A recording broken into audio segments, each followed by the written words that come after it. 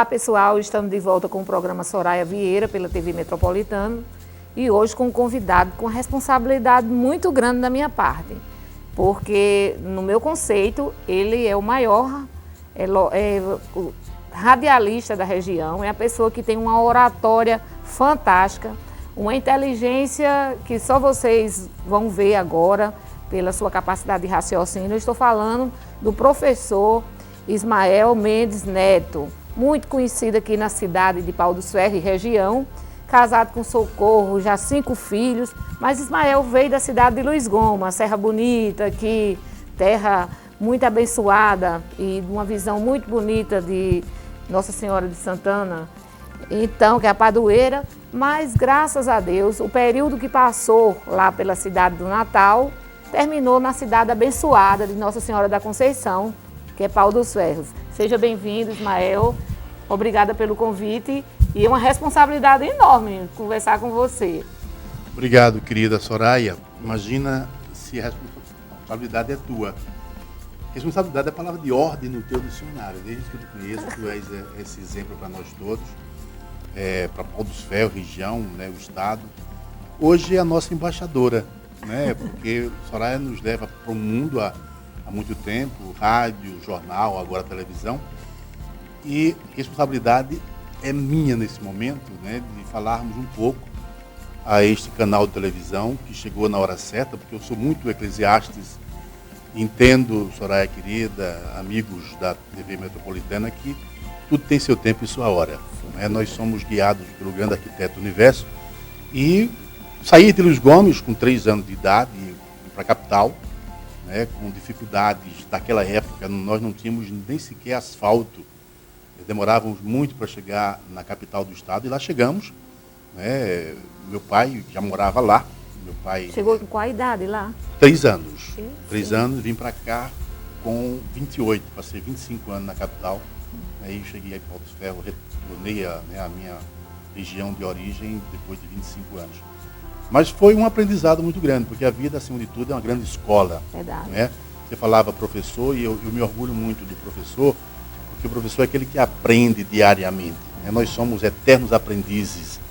E por assim sê-lo, eu tenho muito orgulho de ser chamado de professor. Até porque a maioria dos amigos, né, alunos em especial, que eu chamo professores, porque por aprender com eles é que eu os chamo de professor. Né? E foi um período... muito interessante, uma verdadeira escola, sair aqui do semiárido para ir para a capital, buscando novos horizontes, estudar e tudo, mas não foi fácil, né, chegar na capital. A sua vida de aluno, eu sei que você tem o dom da palavra e sua inteligência flui com facilidade. No seu período de formação, na sala de aula, com os amigos, você já tinha participação em algum tipo de movimento estudantil, alguma coisa desse tipo?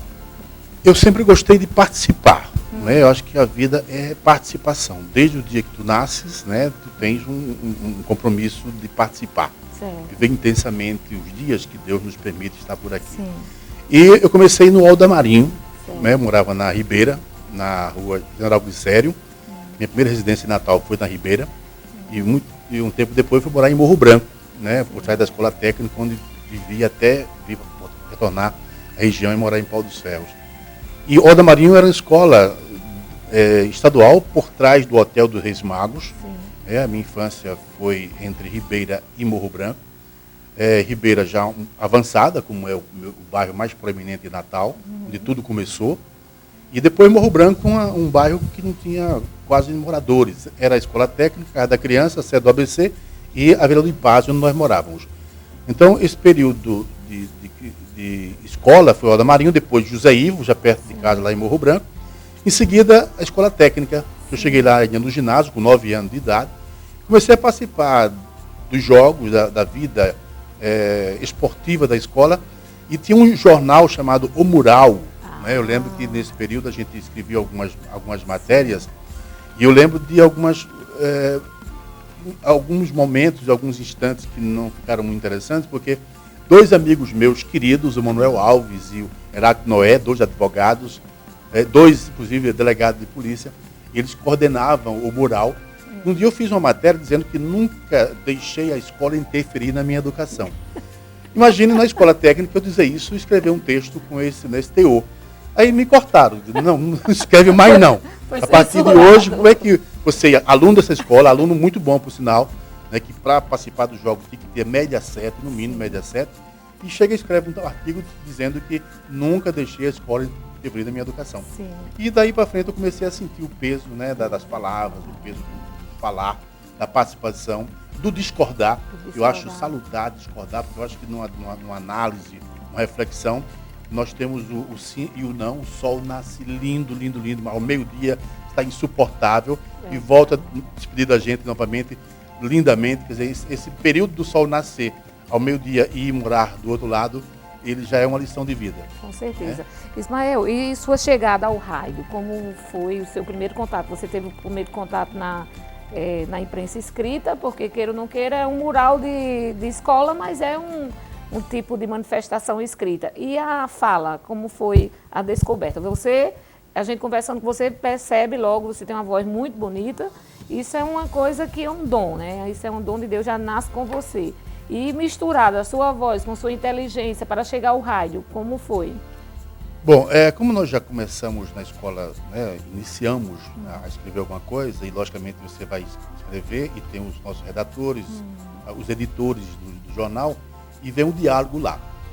E o rádio foi uma opção de vida. Eu morava em Morro Branco, né, e tinha alguns amigos de esquerda que militavam na Rádio Rural, que era uma rádio criada pelo Eugênio de Araújo Salles, tinha um MEB, Movimento de Educação de Base, o SA, Vista Assistência Rural, que eram movimentos para-esquerdistas, né, ou para a esquerda.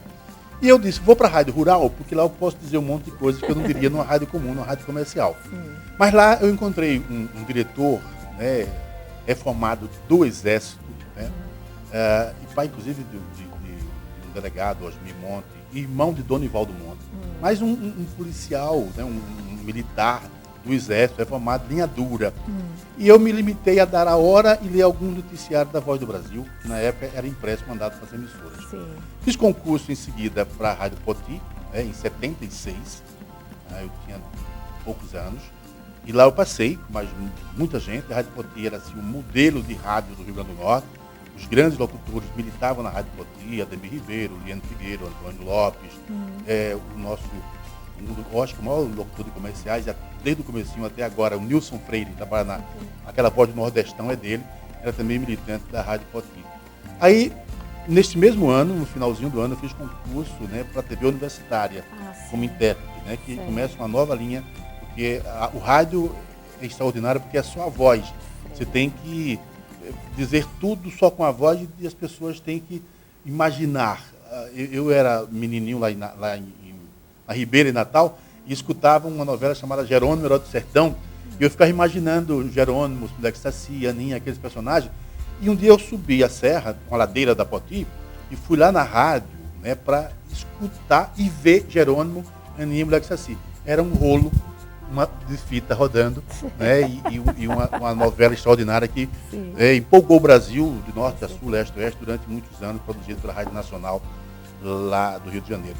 E rádio é fascinante, né? E você começa a ver um norte lá, porque a comunicação é o início de tudo, né? Eu imagino quando você conheceu meu irmão Zeca, né? As primeiras conversas, os primeiros olhares.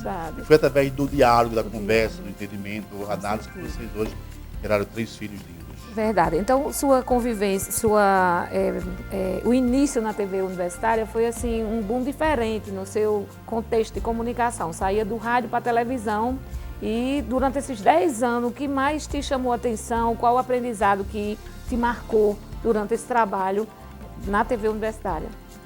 O que mais nos marcou na televisão universitária foram as dificuldades. Certo. Imensas. A televisão não tinha nem câmeras. Sim. Não é? Nós começamos, no meu trabalho de televisão começa lá no INPE, que era ali vizinho à Escola de Engenharia do Campo Universitário.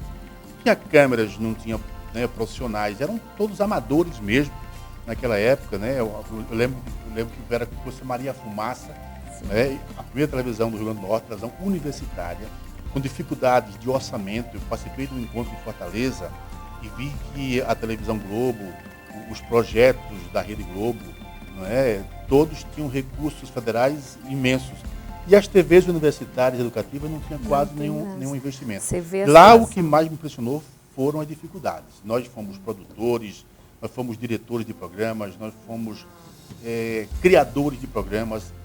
Nós apresentamos telejornal universitário, por exemplo. Eu lembro que naquela época eu tinha uma cabeleira Black Power e óculos, usava óculos, e eu fui o primeiro locutor, né, usar óculos, cabelo grande, de Black Power, para apresentar um jornal universitário, né, onde aquele padrão antigo era paletó, gravata, não usava óculos, sabe?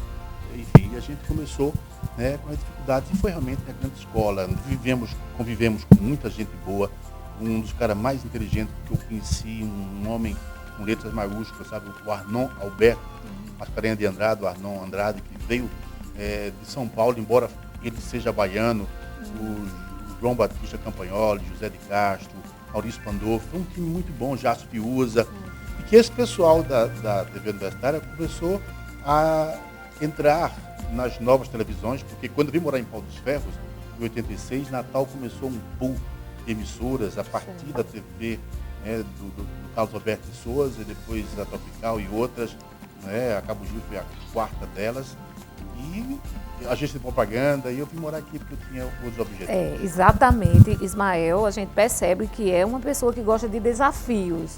Então ele teve esse período desafiando tudo, a estrutura, condições, exatamente veio implantar aqui em Pau do Ferro a Rádio Cultura, a primeira emissora AM da região do Alto Oeste. Então é um grande desafio. Como foi o contato para se chegar a ser convidado para vir para Pau dos Ferros? Naquela ocasião, eu que havia entrado na TV Universitária em 76, estávamos em 86. João Faustino, muito amigo do meu pai, compadre do meu pai, candidato a governador. Sim. A Rádio Cultura tinha sido implantada e uma pessoa que veio para dirigi-la passou 1 mês e meio, no máximo 45 dias. E Elias Fernandes sempre foi muito amigo da gente. Né? Eu lembro que eu ainda menino, trabalhando com meu tio Zé Mesquita Fontes, lá na Ribeira, Zé Mesquita e meu pai tinham uma marcenaria, e Elias era estudante de engenharia lá em João Pessoa. Chico Rego, que é aqui da nossa região, também trabalhava com Zé Mesquita Fontes, na JM Construtora, e meu pai, irmão de criação de Zé Mesquita, né? Nós morávamos lá na marcenaria da Ribeira, e o Elias ficou amigo da gente, amigo de perto. O bloco de Elias era o bloco do meu pai da própria marcenaria construía o alegórico do bloco. E quando o Elias me percebeu trabalhando na TV Universitária e a necessidade de ter um diretor amigo aqui em Pau dos Ferros, me convidou. E além da rádio que estava sem direção, havia a campanha de João Faustino. Né? E nessa campanha a gente se jogou, fizemos o que foi possível. Foi a região mais fértil para João Faustino, foi essa região aqui do Alto Oeste. Né? Ney Lopes dizia que se João tivesse ganhado, ele iria, né, ladrilhar as estradas do Alto Oeste, porque foi aqui onde João teve o seu maior e melhor desempenho. E aí nós chegamos em Pau dos Ferros em 86, a convite de Elias Fernandes, tá certo? E João Faustino, compadre do meu pai, e começamos um périplo de implantação aqui em Pau dos Ferros em especial. Nós vamos dar um pequeno intervalo, daqui a pouco a gente retorna com o grande jornalista, radialista, professor Ismael Mendes. Até já, não saia daí.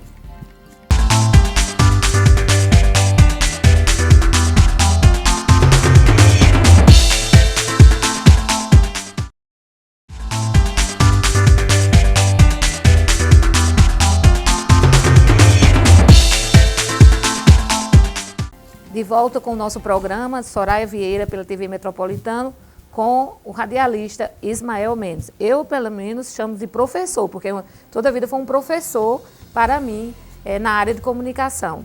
Então, vamos ainda entender como foi a sua passagem na Rádio Cultura, que, pelo que consta, foi o berço de toda a experiência na área do radialismo aqui da região. Nomes importantes que você vai citar, que hoje é até conhecido a nível de estado passaram pela Dumba FM. Como foi isso, Ismael? Bom, eu queria ainda só um pouquinho falar sobre a nossa cultura, porque como a gente gosta de desafios, e você falou muito bem dessa palavra, porque o desafio é o grande combustível das pessoas que buscam um norte, que buscam uma solução, um equacionamento para ajudar as pessoas.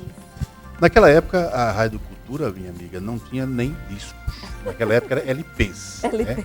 Não tinha discos. Como nós tínhamos muitos amigos de Natal, ligados a gravadoras, né? Nós tivemos que ir a Natal várias vezes, negociar com as gravadoras, a permuta, porque ele nos dava os LPs e a gente divulgava, né, os cantores, os artistas daquela época e das gravadoras.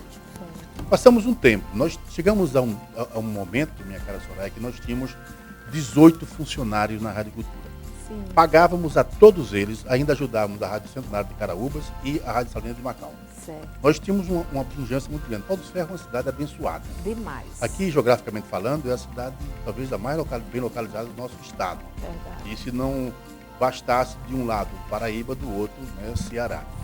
E aqui nós vimos o potencial, né, da Rádio Cultura, nós vimos muitos comerciantes começarem naquela época. Eu lembro que na área artística, o nosso querido Antônio do Bar das Almas, que eu chamo de trigêmeos, porque é o Antônio do Bar das Almas, Antônio do Éden Clube e Antônio André Sobrinho, né? Todos num corpo só.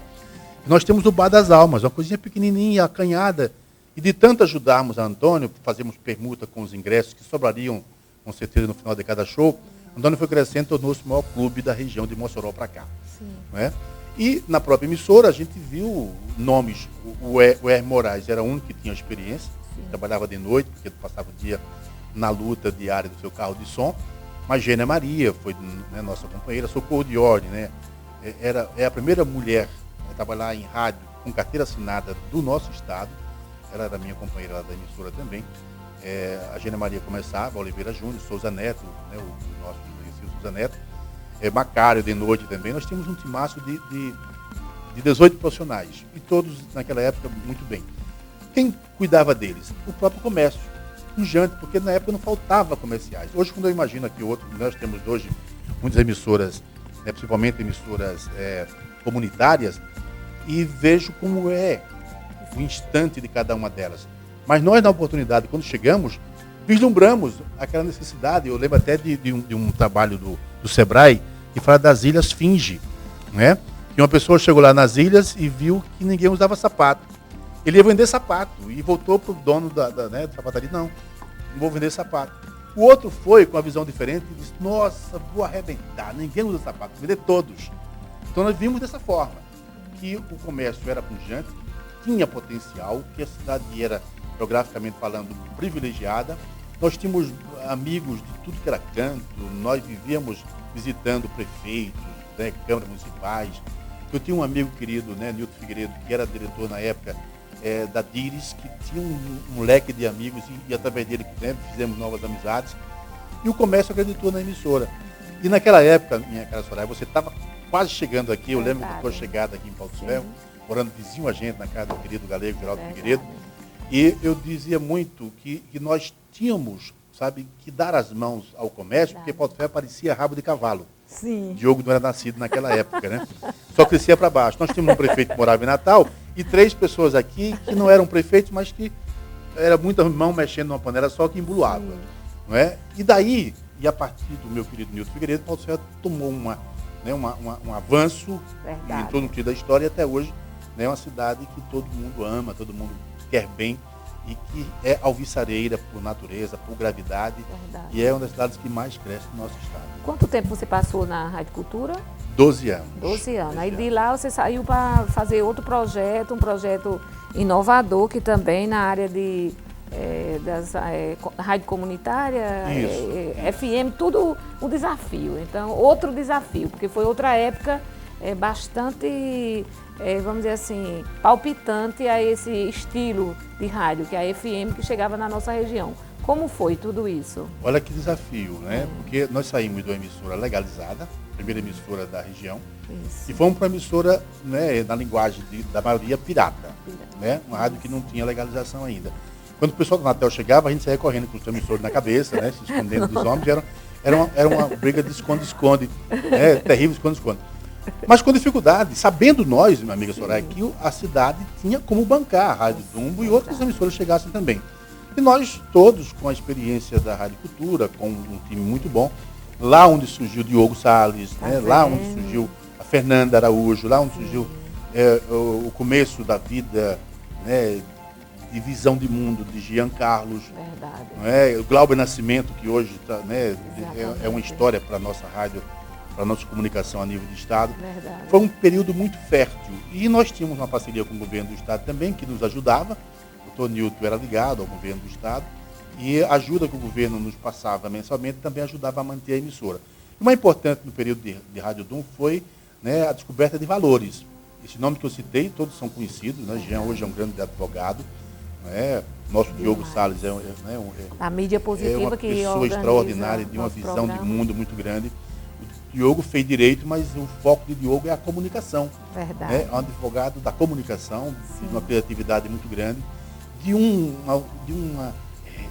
homem retilíneo, de uma postura, né, e que, para a alegria nossa, passou também para a nossa. Você veja, Ismael, era uma rádio comunitária.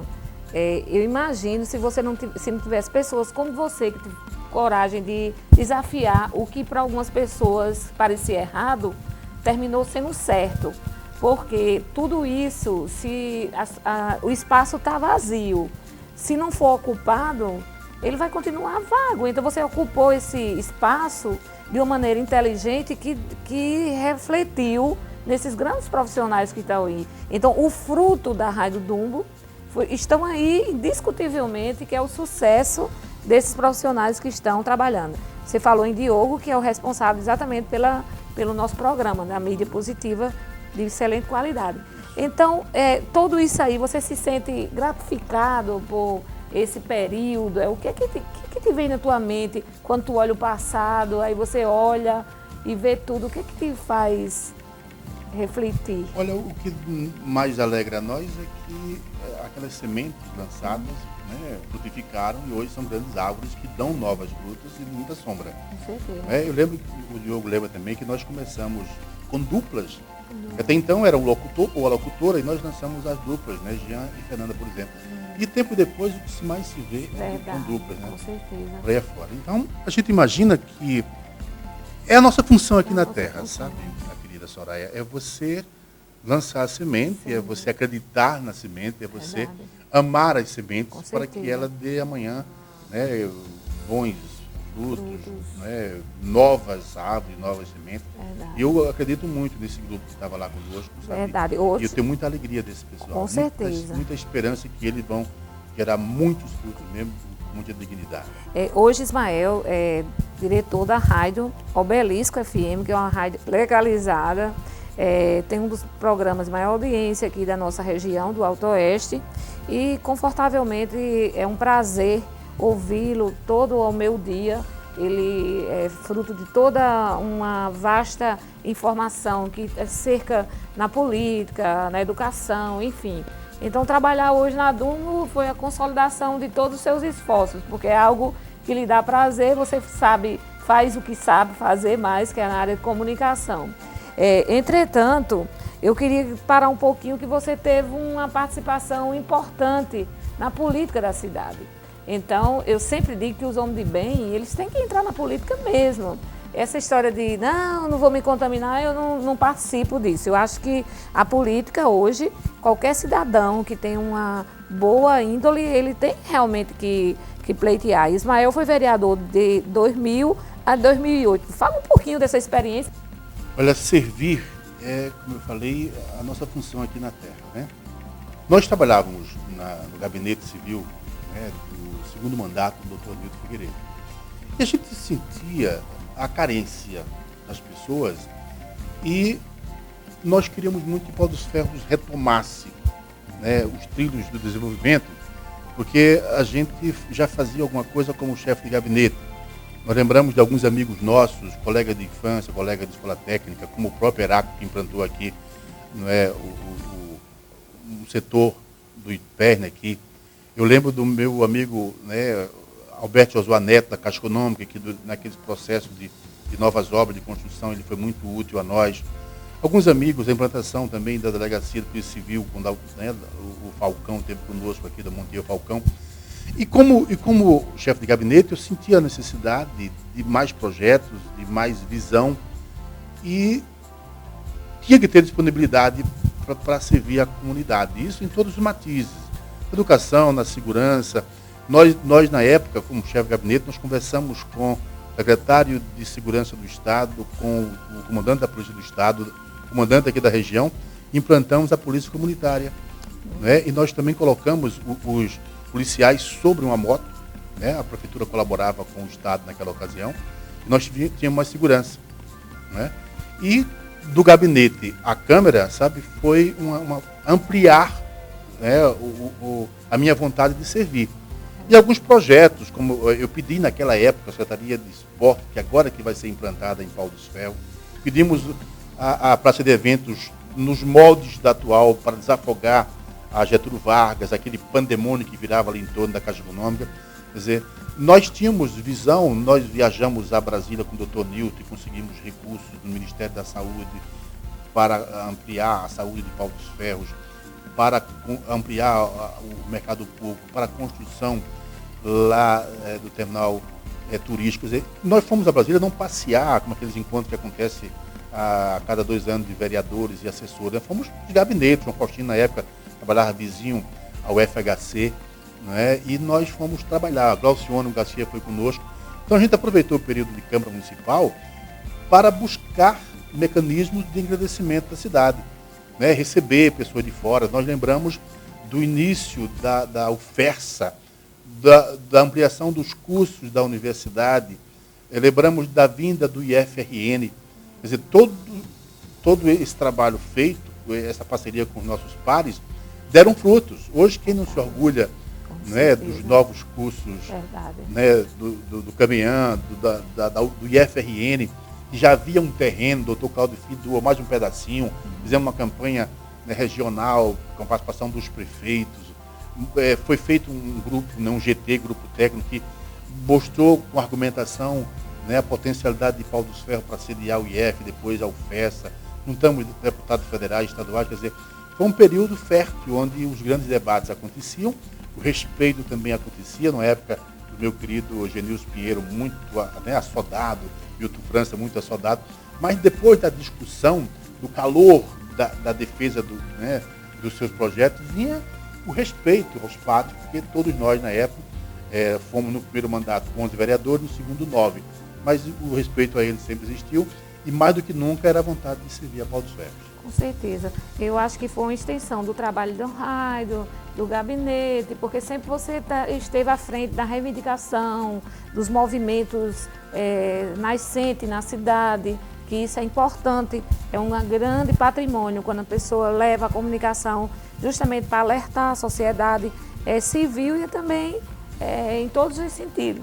Eu acredito que nesse período, acho que foi você tem uma sensação de dever cumprido na nossa princesinha, porque eu sou apaixonada por Pau dos Ferros. Literalmente sou apaixonada por Pau dos Ferros. Quando viajo, quando estou chegando, meu coração já vai sorrindo, dizendo que a minha amada está se aproximando. Eu acredito que você também tem esse mesmo amor, porque são próximos. Aqui é a concha, né? É a concha. Você uma vez me falou, sabe, da pedra do Ingá. Sim. Né? Dessa energia positiva que reina sobre o Pau dos Ferros, doutora, e você, minha querida amiga, é um exemplo, né, para todos nós. Você, recém-chegada a Pau dos Ferros, depois da conclusão de um curso, você de uma visão extraordinária. Né? A história de Soraya, ela é modelo para todos nós. Obrigada, não é? Porque todos os momentos, Soraya é ligada à rádio, Soraya é ligada a jornal, à televisão agora, à saúde, sabe, ao serviço de ajudar o próximo, sempre foi a tua praia, ajudar ao próximo, lá no centro, enfim. São momentos esses que também me deixam bem à vontade, nessa energia da Pedra do Ingá. Verdade. E quando se aproxima de Pau dos Ferros, parece que a gente se renova. Né? E como dá vontade de retornar, né? Eu acho que o meu quarto é o local mais sagrado da minha casa, da minha cidade. E não importa se eu vou para um hotel chique de 5 estrelas, não interessa, eu quero voltar para o meu quarto, para minha Pau dos Ferros, né?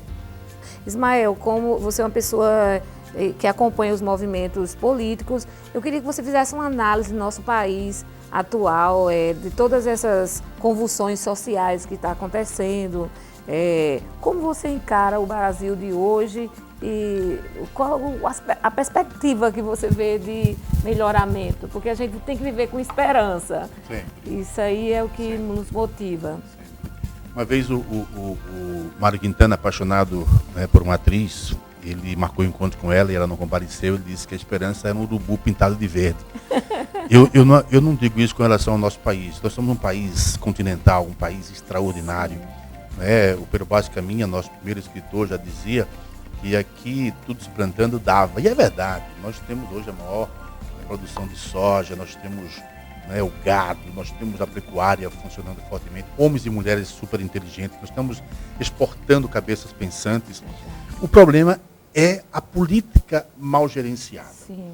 Eu confiei muito no atual governo, eu votei muitas vezes no atual governo, mas quando você, Soraya, não está bem acompanhado ou bem acompanhada, tudo reina a degringolar. A partir da família, né, a Luiz dizia muito que a família que não permanece unida, ela termina se degringolando, não chega a lugar nenhum. E hoje nós vivemos num governo, sabe, que não está agregando valores, que não está somando, que não está participando, está decepcionando em todos os matizes. Houve uns avanços no governo Lula, ninguém pode negar, mas ultimamente está havendo falta de sincronismo nas ideias. Hoje a presidenta é refém do Congresso Nacional. Hoje nós temos um poder de barganha, onde o presidente da Câmara, o presidente do Senado dita as ordens. Recebe um convite para jantar com a presidenta e diz: não vou, porque eu quero que o meu ministro permaneça, eu quero colocar fulano. Quer dizer, é uma política de barganha. Eu não acredito em política de barganha. Acredito em política onde todos somam, onde todos pensam, analisam, todos remam com o mesmo objetivo e em busca do mesmo porto seguro. Infelizmente, nosso país não está bem administrado, há muita barganha e eu não vejo a médio prazo uma solução para o nosso país. Vamos encerrar o nosso programa deixando um buquê de flores com um cheirinho de felicidade para todos vocês, que as flores do Alto Oeste sejam perfumadas igual a nossa boa vontade de servir e de querer bem a vocês. Continue assistindo o nosso programa sempre. Soraya Vieira vai trazer muitas novidades. Até logo!